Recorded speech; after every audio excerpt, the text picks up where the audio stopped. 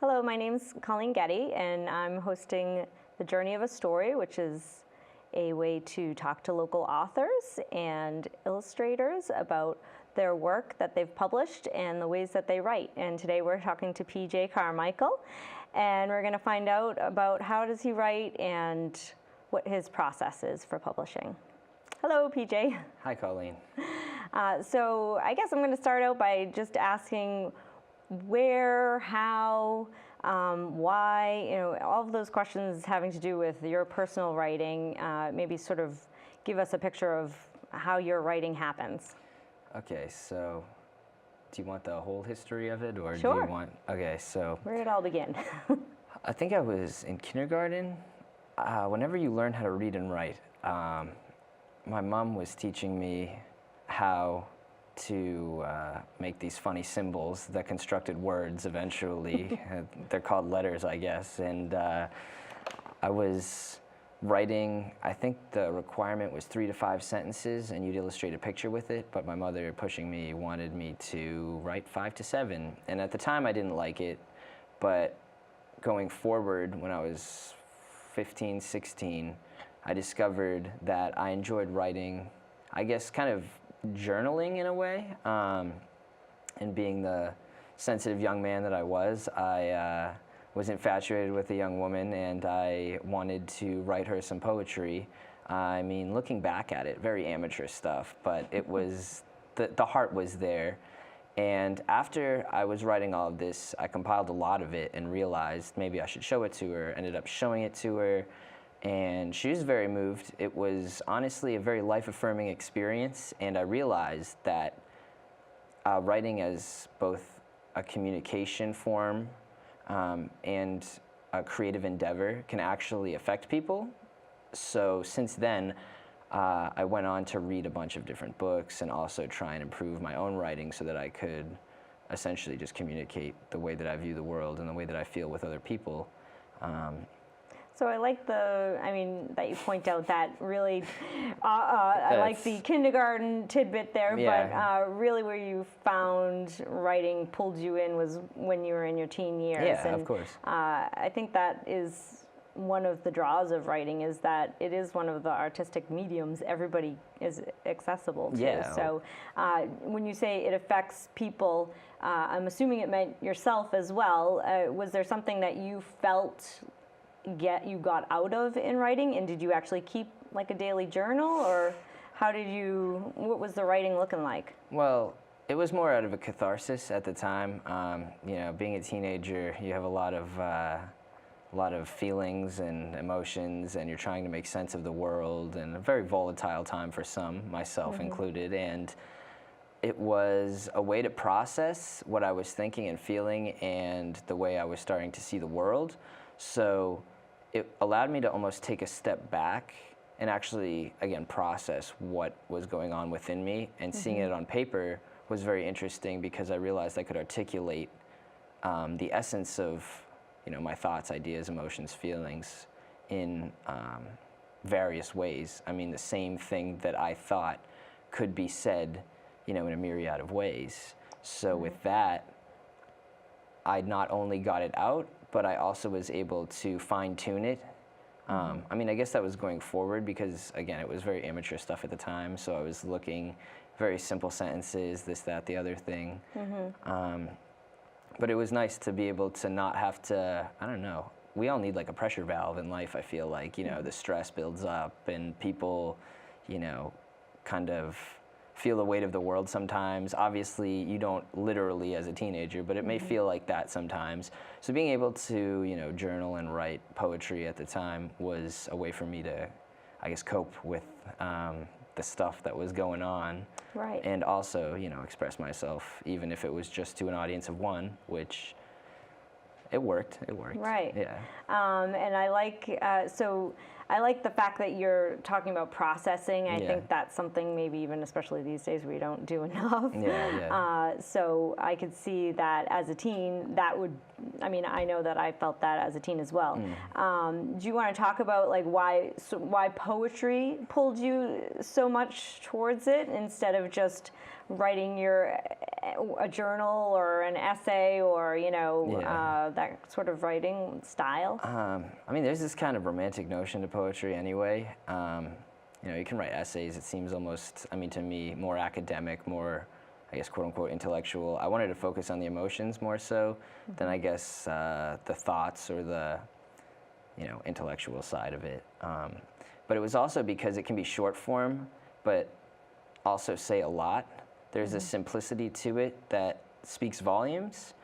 Not having to have one specific kind of layout as well too. You can have fun with, and you can like really modify the way that it's actually laid out on the page. I like the synthesis of, you know, text and design. So it wasn't just the words itself, but also the way that they're laid out, the design of it, the actual way it looks on a page. I liked writing for that aspect too, because when you type it up as well, you know, typography, font, size, a bunch of different things come into play.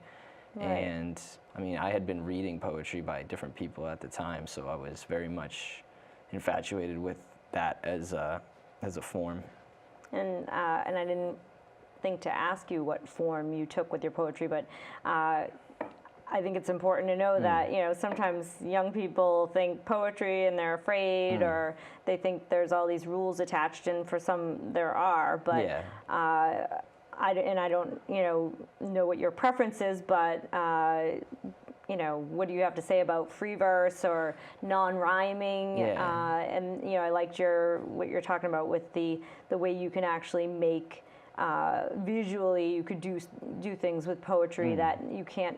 I mean, you don't usually with regular prose writing. So I don't know if you want to dig into that a little bit about, you know, were you intimidated by the idea of poetry, or it was just always something that was never intimidating to you? I mean, for me, a lot of it too came from the music I was listening to, because I got into, I guess, like punk and hardcore and screamo, if you want to call it that, but a lot of like the heavier stuff. But when, you know, you hear the music, you can't really, the vocals are unintelligible. I think that's the word. I could be wrong. My vocabulary is limited, but I was reading liner notes from the records I had and from the CDs I had, and I was reading, and the lyrics were almost poetic. And for me, they didn't rhyme. They were pretty much free verse, but they were speaking to me more than something that, say, had rhyme or meter or something like that would. So it was reaching me, and I realized that, well, this is almost poetry set to music, so what's stopping me from writing the same way that they are? Right. And then that just, again, brought me into this whole world of, well, these people are also, besides making music, they're putting out zines, they're making books, they're influenced by other thinkers, philosophers. I mean, it sounds like very heavy stuff at the time. It sounds, you know, kind of, I mean, angst-ridden, to put it mildly, but... Most teens are. Yes, exactly. But then... Some adults are too. Exactly. That's where it goes into the philosophers they were influenced by, and, you know, these are people in probably their late teens, early 20s making music that's got a really aggressive edge to it. It sounds very dissonant at points, but you see where their influences lie, and that opened me up to, you know, philosophers and thinkers and poets, you know, European poets, European academics, this, that, the other thing, from all over the world as well. I mean, there's just so much thought and influence that goes into it. And so that's sort of the cycle we usually come to is your reading influences your writing, your writing influences your reading, and so those two sort of always go together. Yeah. And I want to ask you, you know, right now you said about the music, and I think that's just almost a natural way to get into poetry, and you said it's almost poetry. Would you say it's almost poetry now, or it is? Why do you say almost? I say it's almost poetry because it wasn't, I don't think, for a lot of the bands, meant to be a standalone written piece. I think it was written for the music. Okay. And having interviewed a couple of different like both lead singers of bands that also double as authors or poets, really. They've kind of informed me that writing to music or for music is distinct from writing just free verse or you know, non-rhyming stuff, because a lot of times the constriction of the music is, well, people either expect it to rhyme or they expect a certain rhythm to it to match the music. You don't want one rhythm for the music and one rhythm for the words, so that kind of confines you as to what you can write for it. Whereas I feel like poetry, that open-ended word, again, I mean, it's like free-form jazz. There doesn't have to be any rules to it. It can actually, it can be anything you want. I mean, then you get into language itself and the definitions that vary from person to person. What poetry is for me and what almost poetry is for me isn't going to be poetry or almost poetry for someone else. But I think that they function more as lyrics solely as opposed to poetry, but I could be, you know, that could be synonymous to some people. Right.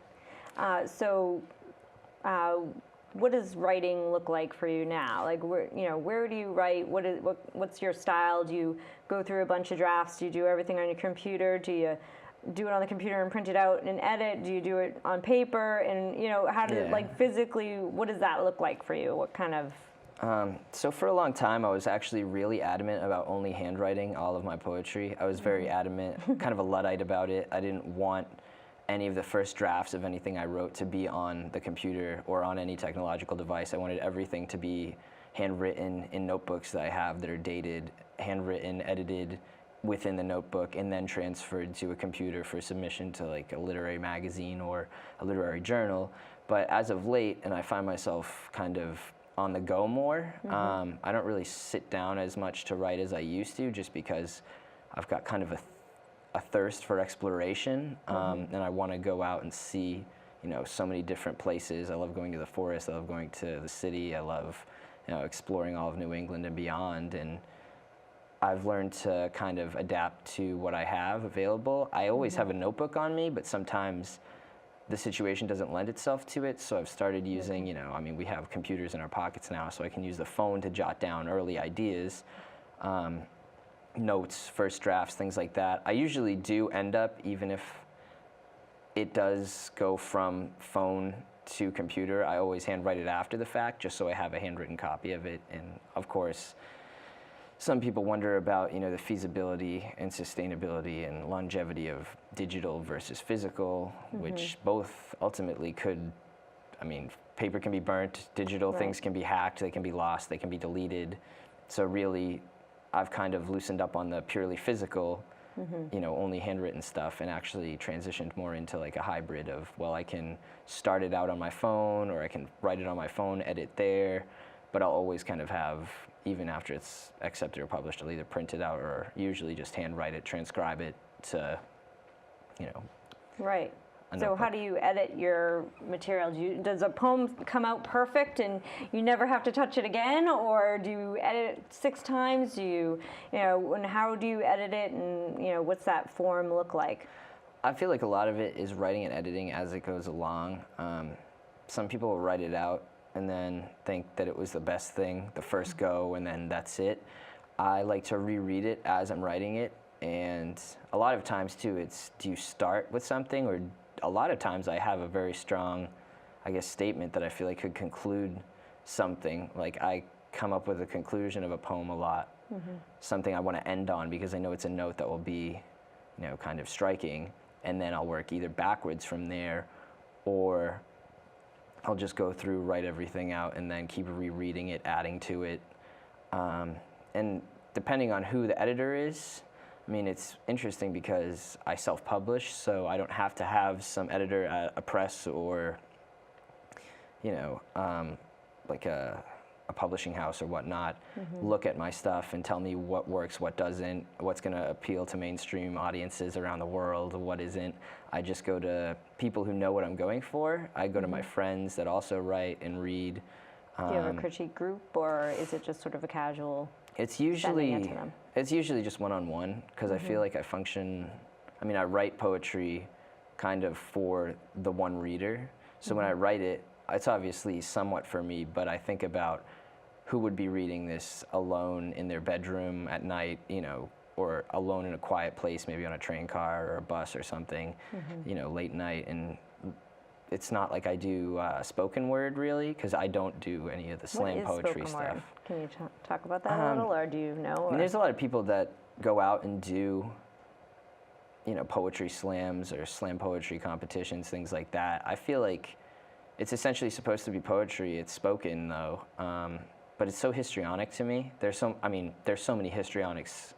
It's very theatrical, and people obviously have a lot of emotion behind what they're saying and what they're writing, but I prefer to kind of have that quiet and silent. Template? So would you be more of a contemplative poet, where you're expecting people to be almost the reverse of how you write it, is helping them to process internally, whereas spoken word, which honestly I don't have a total grasp on what it is, but that's almost the opera of poetry, where it totally is. It's there for the emotional connection with an audience. For me, I mean, the way I view it, and it's honestly, it might sound bad, but I view a lot of slam poetry as just diatribes, very emotionally charged diatribes, which, I mean, a lot of poetry is that, but I specifically write for the page so other people can, at their leisure or whenever they want, read it. It's accessible wherever, whenever, so long as you have the printed material with you.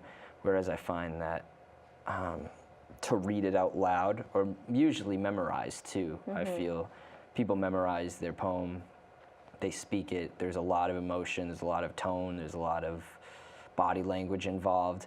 To me, it's more theater than it is poetry. I mean, it all is interconnected into the English language itself, communication, but I would personally rather just write a poem for the page, for one single person to process by themselves in a quiet space, than, you know, write something that I want to proclaim to the masses or yell about, or and even if it is something I want to yell about, I'm going to write it down on paper and I'm going to have somebody else, because ironically, you also host some open mic nights. I do. So why don't you tell us a little bit about that? A nice little segue into taking your poetry that you write just for the page, but clearly that there is the sharing part of it that you also get something from.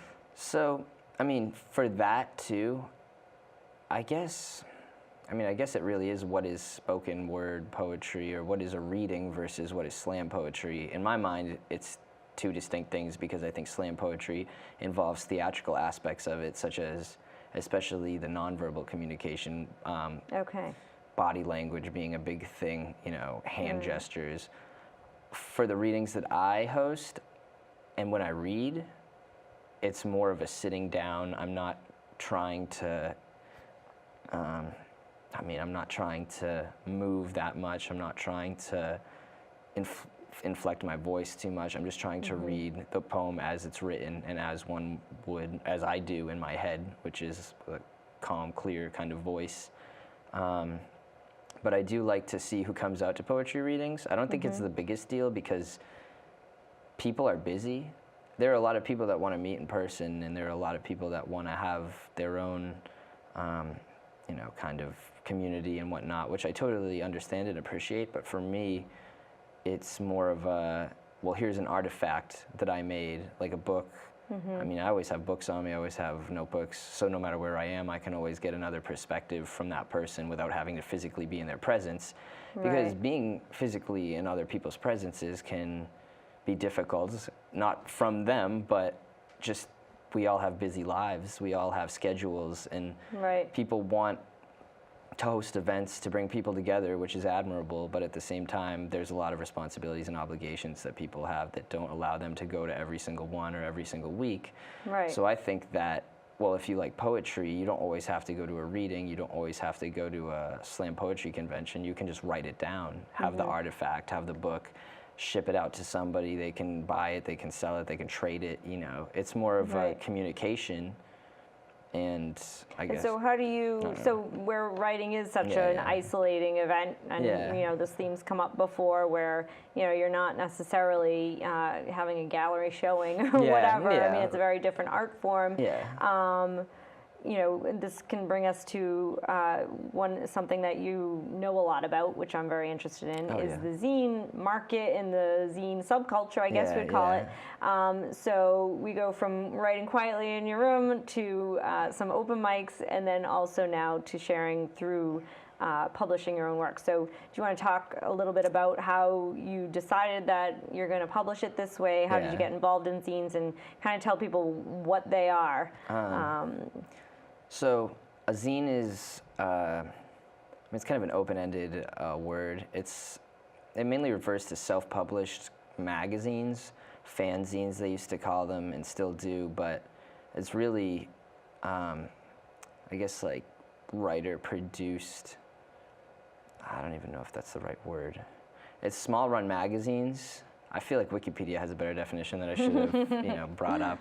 Do you copy it on your copy machine at home, or is there like a zine publisher you go to, or is there all of that? Or? So what I do is go to places with copy machines. I mean, at Fitchburg State, where it started when I was, I think, a sophomore there, freshman or sophomore. I was writing, I was taking things more seriously, and at that point I was 19, so there was 3 years that passed between the 16-year-old, I'm just gonna write and I'm gonna get it out and it's gonna be cathartic and I'm gonna show it to the girl I like and then she's gonna weep and, writing is cool. Right off and into the sunset. Yeah, exactly. But then at 19, after 3 years of reading and writing and trying to get better at it and also focus more on articulating things differently, playing with language itself, I was contemplating, do I want to send out this poetry to get published? A few literary magazines had been accepting some of my work, and I was wondering, do I collect it all into a manuscript and try really diligently and really hard to have somebody else publish it, whether it's a small press. I mean, the delusion is I'm going to get published by a big publishing house or, become the next famous poet or whatnot, which obviously doesn't happen. And a lot of people quit and they don't do it anymore, but for me... So did you get lots of rejections when you were sending it out? Of course. You obviously, it sounded like you got some acceptances. Yeah, you have to go... What's the ratio there? I mean, I think it's nice when we talk to real writers that there isn't just this, here you go, it's perfect! Yeah, yay! exactly. So maybe sorry to kind of take you off track, good. but maybe just dip into that just briefly.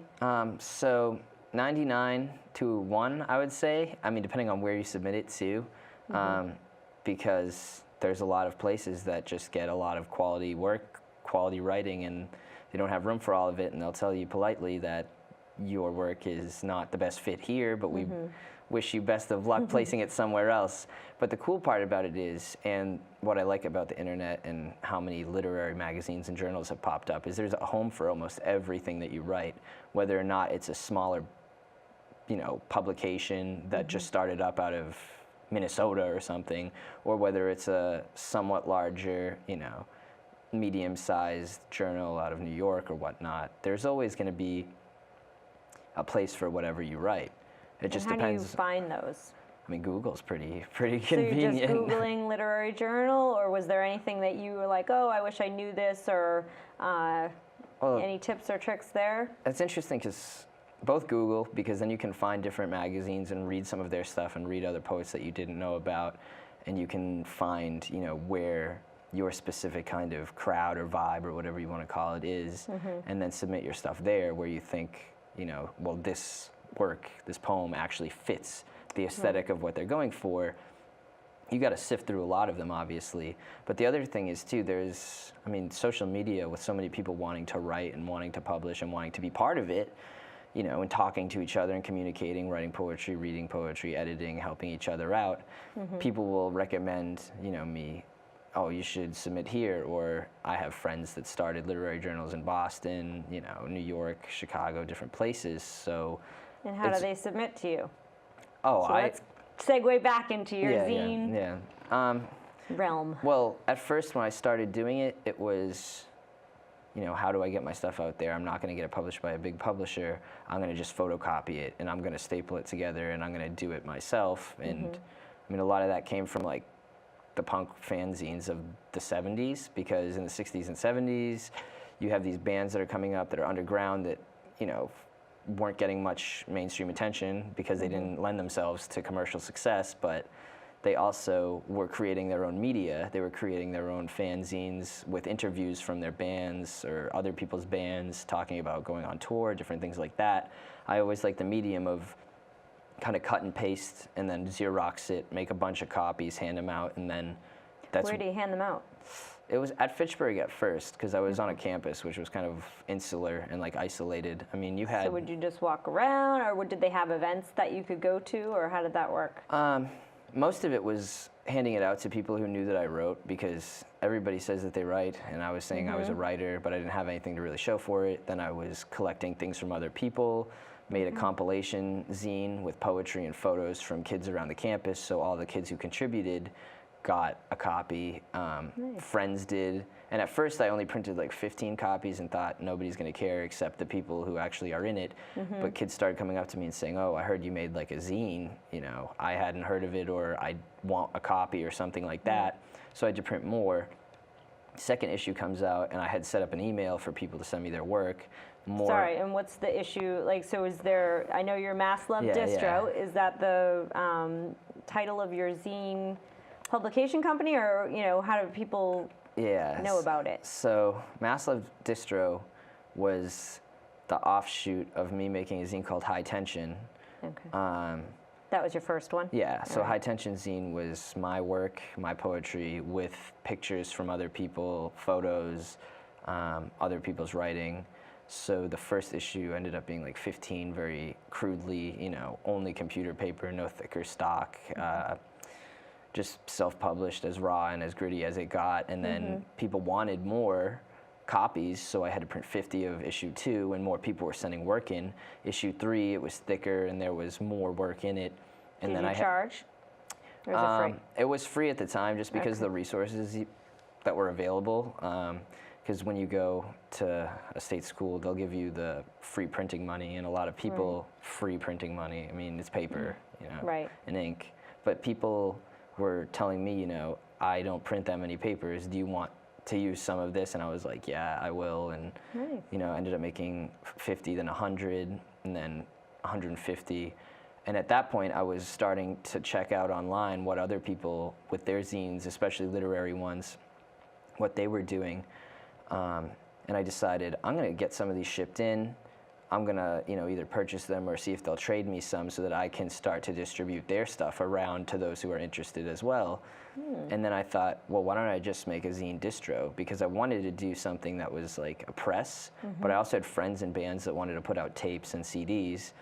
Didn't want to do a record label, because everybody has a label nowadays or makes music or whatever. I mean, the way that people aren't just consuming media, so many people are producing it, so many people are making, you know, zines or records or this or that. So a distro is, you can distribute whatever you want, basically? Yeah, while also working on my zines. own, while also working on my own work. I mean, High Tension 5 came out, I think, that was the last one. And I just decided, you know what, I'm gonna do, I had been getting more and more poems published and accepted to various literary magazines and journals and things, that I wanted to do a collection of my own.